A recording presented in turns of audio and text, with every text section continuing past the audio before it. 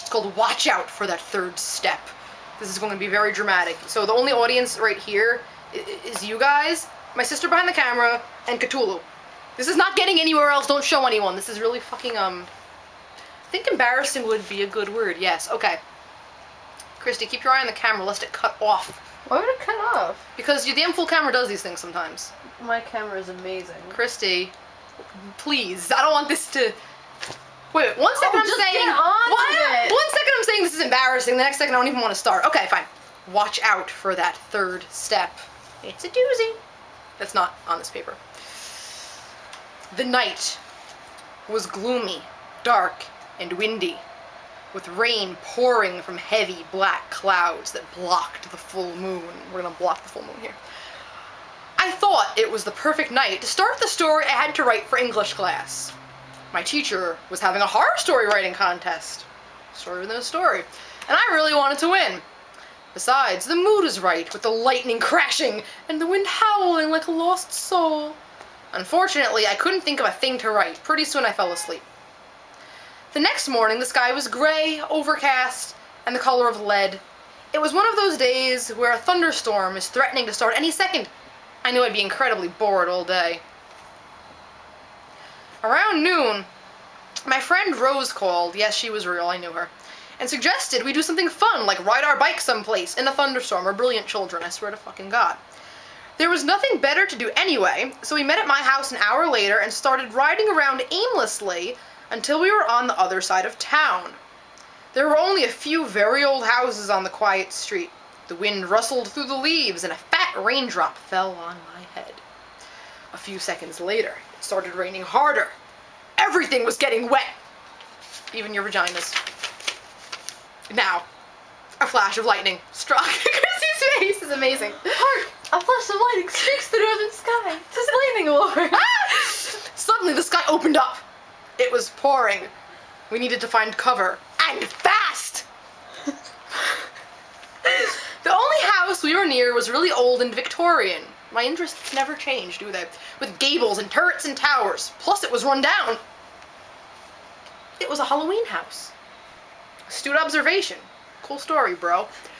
The deserted mansion looked ghostly. There were no other houses around, just the expanse of overgrown weeds and dead vines surrounding it. The only tree was twisted and gnarled. An owl was perched on it and hooted loudly. Hoo, hoo! Yes, an owl. Ah, get the owl. Owl. This place gave me the creeps. Are you kidding? It's fucking awesome. Whatever. Anyway, the beat-up old door slowly creaked open, and Rose and I crept inside. The room we were in was pitch black except for an old-fashioned lantern with a candle inside. That was weird, because the house looked like it had been forgotten and abandoned for years. Suddenly, the door slammed shut with a bang! We both jumped about 50 feet in the air, approximately 50, and fell down in a heap. After we sorted ourselves out, we decided to look around the rest of the house. Little did we know that soon we'd find out that was a bad idea. Bad. Lots of A's involved here. We walked, the ancient dusty floorboards creaking under us. We crept along uneventfully until we reached the stairs.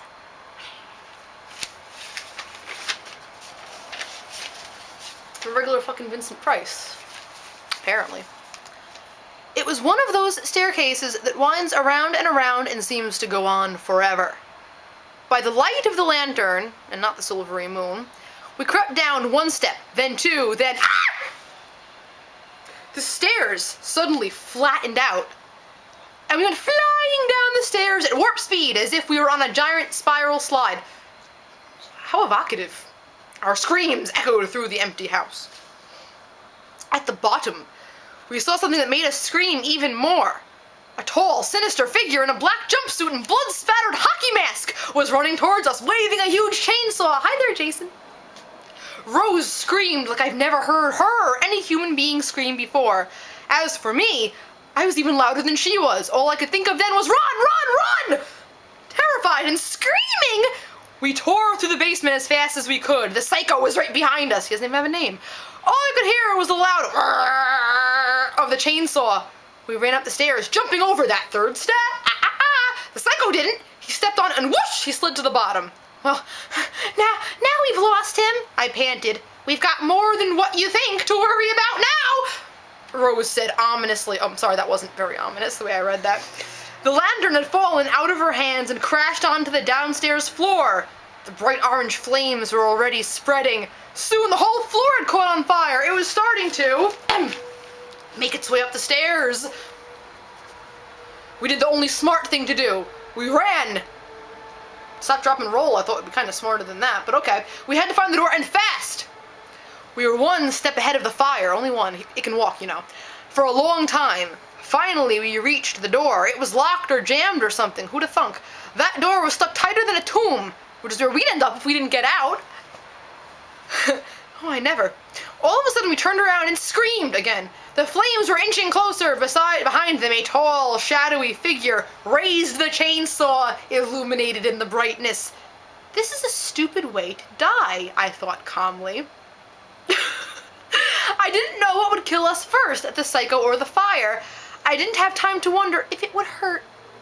A chainsaw, okay. Beads of sweat were popping out on our red faces. We only had seconds to live. The flames were curling closer, closer. I sat bolt upright in bed. My heart was pounding like a bongo drum. Cliche. I was sweating and trembling, but it was only a dream. I was relieved. Suddenly, I noticed my English binder on the floor. I remembered the horror story I had to write. I slid out of bed with a grin. I couldn't go back to sleep. Suddenly I had a lot to write about, obviously.